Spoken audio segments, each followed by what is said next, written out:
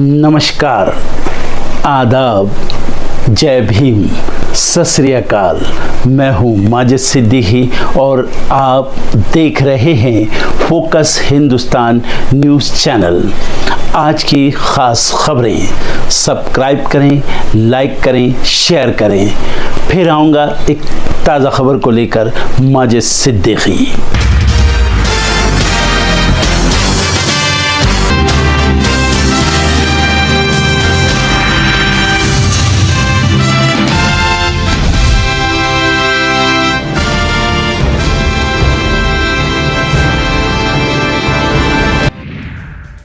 FIMA का आज देशव्यापी OPD सेवाएं बंद करने का ऐलान। महिला डॉक्टर की जान जाने के विरोध में फैसला। केजरीवाल को तिहाड़ जेल अधिकारियों की चेतावनी। कहा, नियम तोड़ने पर विशेष अधिकारों में की जा सकती है कटौती। शिवसेना का केंद्र पर हमला। पैसे की भूखी सरकार आम आदमी की जेब काटने का साधन बना GST। कांग्रेस ने आज बुलाई शीर्ष नेताओं और प्रदेश अध्यक्षों की बैठक। SC/ST कोटा मुद्दे पर होगी चर्चा। झारखंड चुनाव को लेकर कांग्रेस ने कसी कमर। आज पार्टी ने बुलाई बैठक, चुनाव पर होगा मंथन। हरियाणा के नूंह में आज होगी किसानों की महापंचायत। 3 राज्यों के किसान शामिल होंगे। सरकार ने 2010 में जमीन खरीदी, अब तक मुआवजा नहीं दिया। यूपी उपचुनाव के लिए समाजवादी पार्टी ने 10 में से 6 सीटों पर घोषित किए प्रभारी। शिवपाल को दी गई कटहरी सीट की जिम्मेदारी। डेरा प्रमुख गुरमीत राम रहीम फिर आया जेल से बाहर। बागपत के आश्रम में गुजारेगा 21 दिन।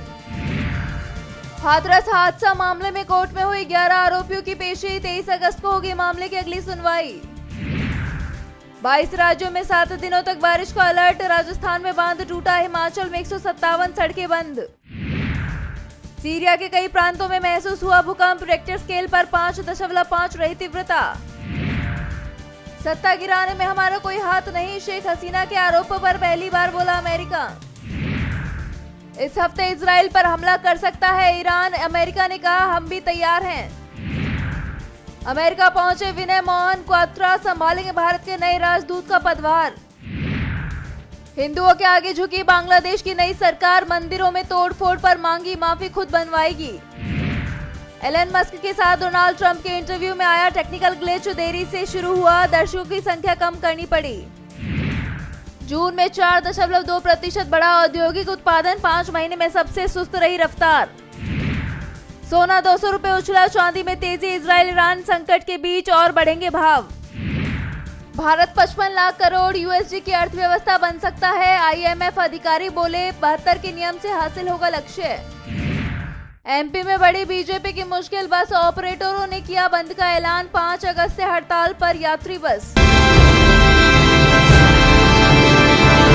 विधानसभा चुनाव से पहले ही महाराष्ट्र में हलचल तेज हो गई है। NDA ने महाराष्ट्र में उप मुख्यमंत्री देवेंद्र फडणवीस के नेतृत्व में विधानसभा चुनाव लड़ने का फैसला किया है, जिसके बाद सवाल उठ रहे हैं कि आखिर PM मोदी के हाथ से नेतृत्व क्यों छिन गया। दरअसल लोकसभा चुनाव में महाराष्ट्र में बीजेपी को बड़ा झटका लगा था। NDA को बड़ी हार का सामना करना पड़ा। हार की वजह PM मोदी को माना गया, जिसके बाद बीजेपी वही गलती विधानसभा चुनाव में नहीं दोहराना चाहती। ऐसे में आगामी चुनाव को लेकर बीजेपी ने अपनी रणनीति साफ कर दी है। अब फैसला किया गया है कि बीजेपी देवेंद्र फडणवीस के नेतृत्व में विधानसभा चुनाव लड़ेगी। इसके साथ ही विधानसभा चुनावों के लिए सीट बंटवारे और सहयोगियों के साथ बातचीत पर फैसला भी देवेंद्र फडणवीस लेंगे। बीजेपी की मुंबई इकाई की कोर कमेटी ने बैठक में इसका फैसला लिया। भाजपा की मुंबई इकाई के प्रमुख आशीष शेलार ने इसकी जानकारी दी।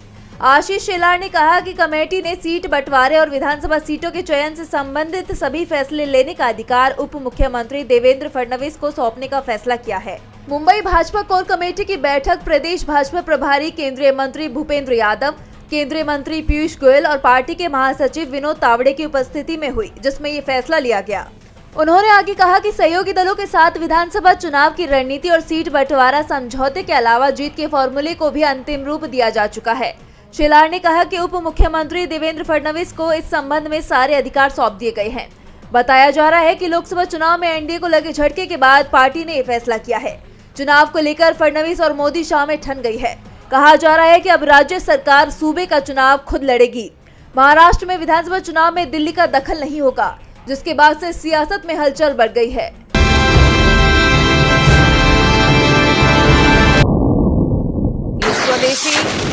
टैंक मिसाइल DRDO ने बनाई है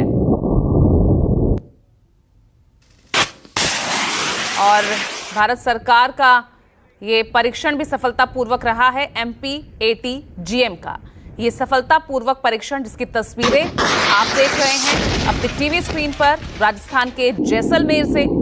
ये DRDO की तरफ से स्वदेशी एंटी टैंक गाइडेड मिसाइल है, क्योंकि अब भारत का जोर स्वदेशी हथियारों पर ही है और उसी कड़ी में ये स्वदेशी एंटी टैंक गाइडेड मिसाइल सफलतापूर्वक परीक्षण इसका किया गया राजस्थान के जैसलमेर में।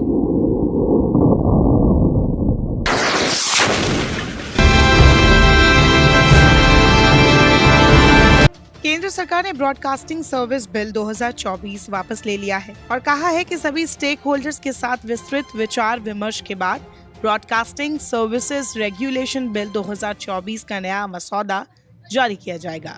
सरकार ने इस ड्राफ्ट बिल के लिए 15 अक्टूबर तक सुझाव मांगे हैं। ये बिल विपक्ष के निशाने पर आ गया था, क्योंकि विपक्ष ने आरोप लगाया था कि बिल का संशोधित ड्राफ्ट संसद की पटल पर रखे जाने से पहले ही कुछ चुनिंदा स्टेक होल्डर्स के बीच गुप्त रूप से लीक कर दिया गया था।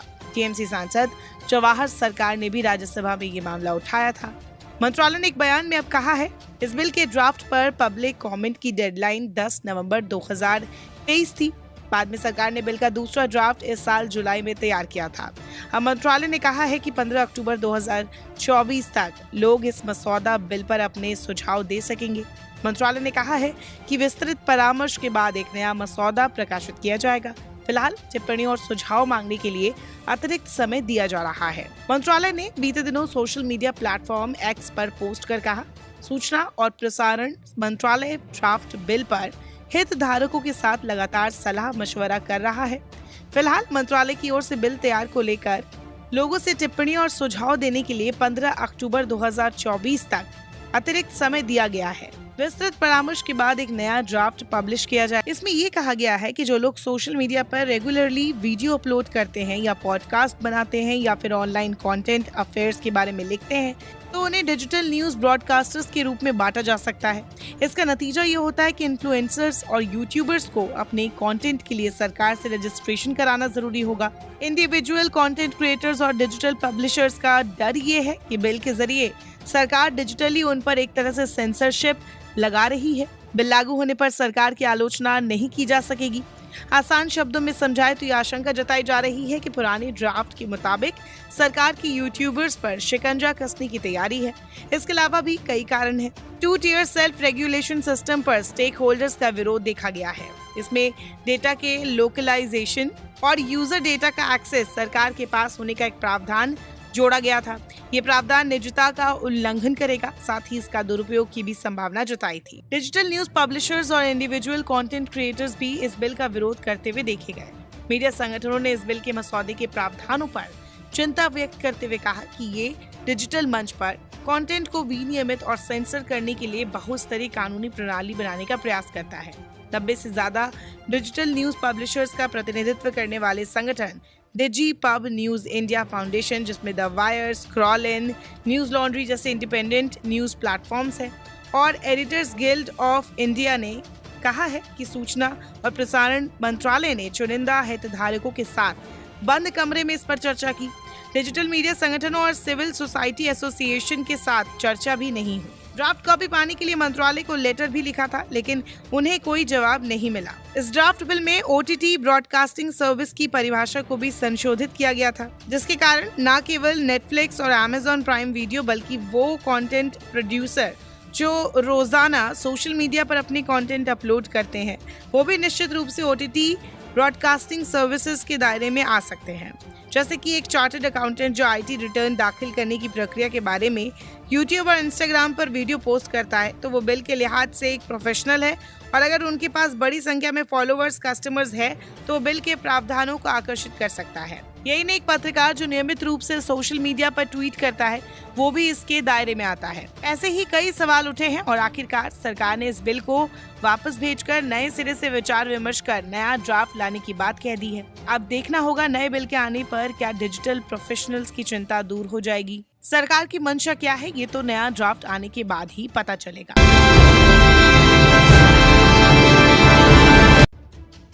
राजस्थान के जयपुर से एक बेहद ही चौंकाने वाला मामला सामने आया है, जहां पर सेना के एक जवान को जयपुर के थाने में नग्न करके बुरी तरह से पीटा गया। जी हां, जिस सेना को देश की शान माना जाता है, उसी जवान के थाने में पुलिस द्वारा नग्न कर बुरी तरह से पिटाई की गई। इस पूरी घटना के बाद विपक्ष बुरी तरह से आग बबूला हो गया और राजस्थान की कानून व्यवस्था पर सवाल खड़े करने लगा। दरअसल हुआ कुछ यूं कि सेना का एक कमांडो जो कि जम्मू कश्मीर के बारामूला में तैनात है और छुट्टी पर जयपुर आया हुआ था, बीती 11 अगस्त को अपने साथी कमांडो के एक केस के सिलसिले में जयपुर के शिप्रापथ पुलिस थाने गया था। लेकिन वहां पुलिस कर्मियों से नोकझोंक हुई तो उन्होंने कमांडो को बैरक में डालकर पिटाई कर दी और उससे अपशब्द भी बुलवाए। पुलिस वालों ने कमांडो को न सिर्फ नग्न करके डंडों से पीटा, बल्कि जबरदस्ती पुलिस भारतीय सेना की बाप है भी बुलवाया और सेना के जवान को नीचा दिखाने के लिए उसको जलील करते हुए वीडियो भी बनाया। जिसके बाद ये वीडियो मंत्री राज्यवर्धन सिंह राठौर तक पहुंच गया और राज्यवर्धन सिंह राठौर वीडियो लेकर सीधे थाने पहुंच गए। इसके बाद उन्होंने अपने पुराने फौजी रुख के साथ मंत्री की हनक पुलिस वालों को दिखाई और उन्हें बुरी तरह से फटकार लगाई। नाराज मंत्री एसीपी पर भी भड़क गए और बेसिक प्रोटोकॉल का हवाला देते हुए मैनर्स का भी पाठ पढ़ा दिया। कोई धैर्य, कोई पेशेंस कुछ है? कोई जनता की सेवा मन में है या दादागिरी है? Why do you put such people in front of me? मैं आपको फोन करा, मैंने कहा बड़े आराम से कुछ जगह दी है। I know he wants to contest. उसको गाली दी या नहीं दी? कहा बाढ़ में जाए, उसको गाली दी नहीं दी? इसको नंगा करके पूरी सेना में सर्विंग सोल्जर को नंगा करके आपने डंडे मारे या नहीं मारे? बताइए। मंत्री राज्यवर्धन सिंह राठौर ने कहा कि भारतीय सेना के जवान के साथ पुलिस वालों ने दुर्व्यवहार किया है। ये बात किसी भी सूरत में बर्दाश्त नहीं की जा सकती। ये एक दुखद घटना है। ये घिनौनी मानसिकता को भी दिखाता है। ऐसे लोग समाज के लिए खतरा है, इसलिए इन पुलिस वालों की जांच कर इलाज की आवश्यकता है। उन्होंने कहा कि एक भारतीय सैनिक को 5 पुलिस वाले मिलकर बुरी तरह से पीट रहे हैं, जो देश की रक्षा करने वालों को वर्दी की धौंस दिखाना कायरता है। इस पूरे मामले को लेकर मंत्री राज्यवर्धन सिंह राठौर ने डीजीपी यूआर साहू से बात कर शिकायत की। इसके बाद देर रात तक Jaipur police commissioner Biju George Joseph ने सब इंस्पेक्टर बन्ना लाल सहित 4 पुलिसकर्मियों को सस्पेंड कर दिया। लेकिन ये ऐसी पहली घटना नहीं है। इससे पहले भी कई बार वर्दी का गुरूर दिखाते हुए कई पुलिस वाले अपनी गरिमाओं को लांघ चुके हैं।